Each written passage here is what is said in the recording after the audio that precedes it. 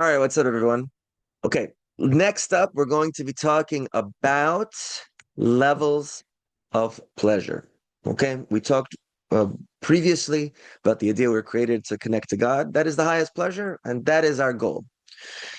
However, it's not just like 0 to 60. We don't just jump up and connect to the infinity. There's an idea of kind of like steps or rungs in a ladder to climb up to that. This is a concept of levels of pleasure. And the way I want to share with you today is about three levels, right? Lowest level being physical pleasure, pleasures you directly experience with your body, with your senses, emotional pleasure, which we're going to focus on love specifically, and intellectual pleasure, of which we're going to specifically talk about clarification of doubts, understanding, how things actually function. Okay. Now, each of the levels of pleasure has an authentic, real, what we call Yetzer Tov, your drive for good, your truth, your emes way of getting that pleasure. But it also has sheker, a lie, inauthentic, counterfeit, false, Yetzer Hara, evil urge way of getting the pleasures. And it really comes down to, right, selfish, self-centered, me now, egoistic versions of these pleasures, or a much broader, not just me, but others, not just now, but learning from the past and preparing for the future, a broader, larger view of how to get the most out of life than just a very immature, childish, selfish way. It's a more adult, mature, broader way. And that's one of the ways we can understand what Yetzer Ra, the drive for evil, really means a drive for selfish, childish self-gratification at the expense of everything else, or exclusively. And Yetzer Tov being more adult, mature. It's not that I don't want pleasure for me and now. Those are included, but I'm broadening my perspective. Okay. So with physical pleasure, what would be an egoistic, selfish way of looking at it? That would be just indulgence, right? One piece of chocolate cake is good, so 20 pieces must be great, right? And the problem is, of course, is you don't need Judaism to teach you this, although it does teach this, but people have figured out very quickly that overindulgence in physical pleasures doesn't lead to authentic happiness or authentic, meaning, joy, purpose, and a good life. It leads to physical unhealth. It leads to addiction. It leads to, I mean, today we talk about dopamine. We're totally messed up in how our neurotransmitters function and our hormones, etc. There's an idea called hedonistic adaptation, in which our bodies are fantastically function that they actually try to down-regulate the amount of pleasure we get from a physical experience after the first time or two. And if it keeps, we become immune to it eventually. Why? Because if every piece of chocolate cake tasted just as good as that first one, it would be very hard to stop indulging for many of us. So it's a bit of a self-defense mechanism, a protective mechanism to not overindulge to such an extent that we totally destroy ourselves in a short period of time. Sadly, that mechanism is not foolproof. And sometimes we can try to overcompensate.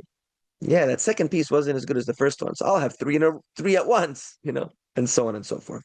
So addiction, physical, psychological, social damage, not to mention it costs a lot, right, to constantly invest in too much physical pleasure, etc., etc.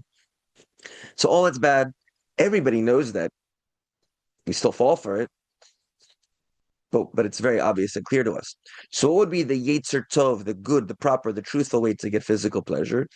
Is, I mean, it's pretty simple. It's not to overindulge. Have a little bit and focus more on that little bit. Get more from less. It's about the quality of the physical pleasure versus the quantity of the physical pleasure. So becoming like a wine expert, a sommelier, right, or a connoisseur, someone that you really take the time to understand the flavors, the textures. I'm using food as the archetypical example, but it's really any physical pleasure. Is to take the time to really become much more of an expert and to have patience and to indulge not in too much of the physical pleasure, but in the moment of it, to really sit and reflect on it and enjoy it. And every physical pleasure is something that we become more expert on if we took the time, effort, energy, and training to do so. And that's why it's so much harder to do. It's much easier to just eat the whole cake than it is to really take one piece, sit and meditate on it. The textures of the chocolate and the different, oh, is that sea salt or is that table salt in there? What's this? What kind of percent cocoa is this? And really, really enjoy it. Okay. Once we are having not too much of these physical pleasures, but really enjoying them, it's great. I love this, but it's not harming me, and I'm balanced, and I'm not spending too much time, energy, effort, or money to get more of it. That's all physical pleasure. Moving up. So for love, which is the emotional pleasure that we're focusing on in particular, right? Again, the selfish, self-centered raw version of it is really like, what have you done for me? What am I getting out of this? Of course, we have to take care of ourselves. But if we take care of only ourselves and don't think of the other person at all, the most extreme example of this is just pure infatuation and lust. Not that infatuation and lust in and of themselves are evil. They have a place in healthy romantic relationships. But if you think that's what love is exclusively, that's a big problem. Because, attraction, infatuation, lust, those can go up and down. Those can go, they're a bit more cyclical. And if I don't feel as attracted right now, if I then equate that to thinking I don't have the love right now, that's a serious problem. Because true love is not just about me now. What am I getting out of this? What have you done for me? True love is about us. It's about building a relationship. It's about investing. It's about giving to you. It's about knowledge of you. Those are the two main things, giving and knowledge. And they go together. Because how do I know what to give you that you're really going to like, enjoy, or need if I don't know about you? So the more I know about you, the more I give to you, not as a martyr. It's not a self-sacrifice. It's about building something with you. We become friends, we become partners, we become closer to being one. As the mitzvah in the Torah says, "V'ahavta l'reacha kamocha," love your neighbor as yourself. And the mystical rabbis teach us this is not just a metaphor, it's meant literal. I need to know about you and give to you to the point where our souls become bound, as if two souls become one. The greatest example of that, of course, being marriage. And now we're creating something that's greater than just the sum of its parts. We're building something together. This friendship or this marriage becomes something vastly greater than just each one of us individually. It's not a nullification of the self. That's not the point. It's about the two becoming a greater one together, right? It's building something together. All right. So instead of the egoistic, selfish, what have you done for me? It's what can we do for each other and build each other up? That's what we're really looking for. Okay. So now we come to intellectual pleasure. Specifically, I'm going to focus on the biggest one. We've talked about this before, which is to understand what my purpose of life is. The greatest intellectual clarity I could ever have, the biggest doubt I could ever resolve, and therefore the thing that will give me the most joy and meaning and happiness in life is to understand what is my purpose? Why am I here?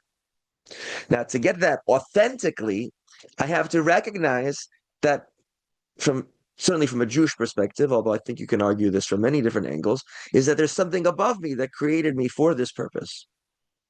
There's a purpose beyond me.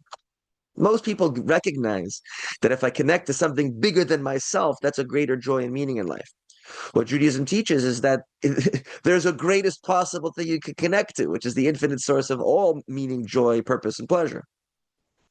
So if I can recognize, and again, you have to have humility for this. This is why ego is always the negative here.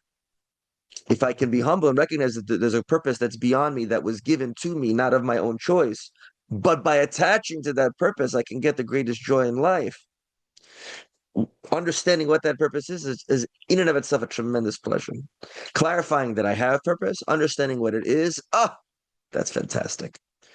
Now, the egoistic Yetzer Hara version of this is essentially saying, I am the only one who determines my own purpose. It's pure ego. I am the arbiter of reality. In a sense, I am God of my own universe. Of course, the ultimate problem with this is, we can be fickle beings. We can decide, we can do what we feel like doing, what the darker side of our psyche determines that we should be doing right now, and then retroactively go, that was good, that was holy, right? Our desires become our compass to morality and goodness. I think anyone who's studied a little bit of human history and human psychology quickly realizes that that's not a recipe for success for the individual, for the community, or for the world as a whole. So recognizing that there's a purpose greater than me and opening myself up to that and understanding I have it and I will attach to it is a tremendous intellectual pleasure, so to speak. And versus instead saying, no, nobody tells me what to do. Nobody puts baby in a corner, right? I'm going to decide what my own purpose is. Pure ego, pure selfishness, and is the Yetzer Hara version of this idea. Okay? The ego ones are very visceral and much easier. That's why we fall into them. The truth version, the Yetzer Tov version, the good version, they take a lot more patience, a lot more humility. They take humility at all, right? And they take more time and experience and expertise. That's why they're much harder. And so that's where free will is, right? Free will is between the selfish, easy road, which is short term feels great, but long term is disastrous, versus the long term road, which is much bigger, really infinitely bigger, takes a lot more work, but is vastly greater in the long run, although sometimes in the short run feels like a sacrifice. All right. Ultimately, it's to connect to our infinite creator, as we said before. Thank you very much. Enjoy the rest of your day.